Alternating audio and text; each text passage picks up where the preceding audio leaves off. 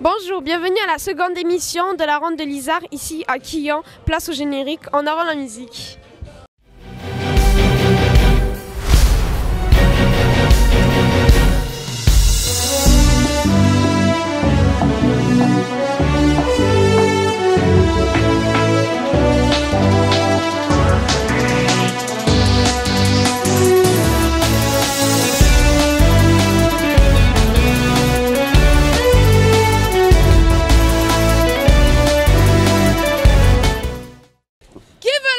Qui veut la jaune? Ils sont bons mes profs, venez, qui veut la jaune? Mais qu'est-ce que tu fais? Pour savoir, on retrouve tout de suite Yacine pour le classement du jour.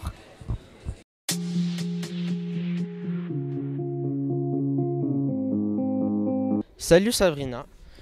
Pour le classement du jour, Björk-Lambert s'impose devant Pavel Sivakov. Au classement général, Pavel Sivakov tient plus que 1 minute 18 d'avance sur Björk-Lambert. Le meilleur grimpeur est Alexis Brunel, et le maillot vert est Axel Jurgno, qui fête son anniversaire. Bon, je te laisse. Bon les gars, je vais rester un peu avec Chambéry. En attendant, n'oubliez pas de faire une petite interview au cœur de la bande.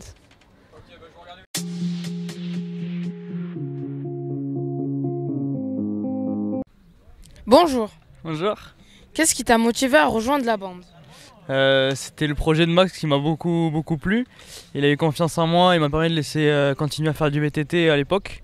Et du coup c'était un peu la seule équipe qui me permettait de faire ça. Et en plus il y avait beaucoup de potes à moi dans l'équipe, donc ça m'a vraiment motivé à la rejoindre. Ouais. D'accord. Combien êtes-vous au sein de l'équipe?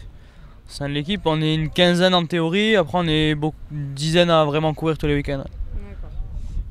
Quel est l'esprit général de l'équipe? C'est la bonne ambiance.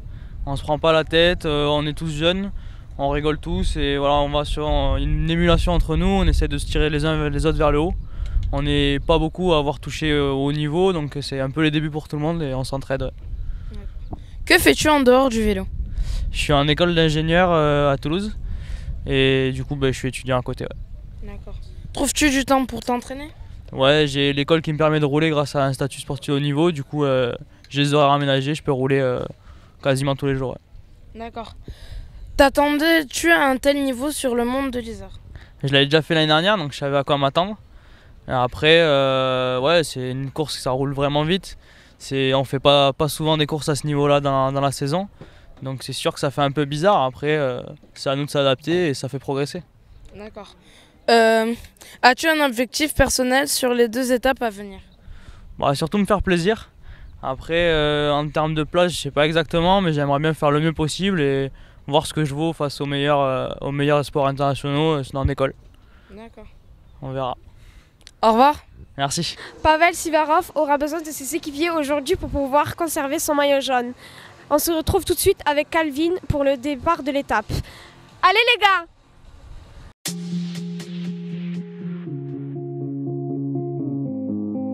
Bonjour. Bonjour. Suite à l'annulation de la première étape, étais-tu revanchard hier? Oui, bien sûr, parce que la première étape, j'étais en échappée aussi et ça a été annulé alors que je faisais partie de cette échappée initiale. Donc ouais, j'ai pris ma revanche hier, de belle façon. Qu'est-ce qui t'a dirigé vers le cyclisme? Mes parents, ils ont été tous les deux professionnels dans le cyclisme, donc j'ai été dirigé un peu naturellement vers ça.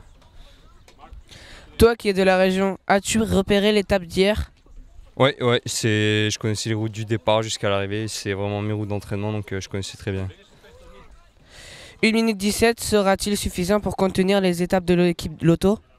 J'espère, en tout cas, j'ai des bonnes jambes, je vais tout faire pour essayer de rester en jaune.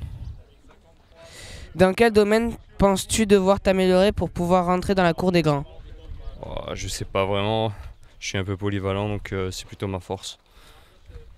Une victoire de la ronde de l'Isard facilitera-t-elle la suite de ta carrière?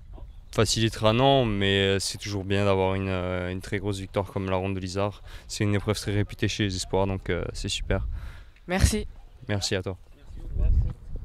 J'ai une bonne nouvelle pour les coureurs. Ici au col de Paillère, demain sera une journée beaucoup plus tranquille pour eux, comme va nous le présenter Ayoub.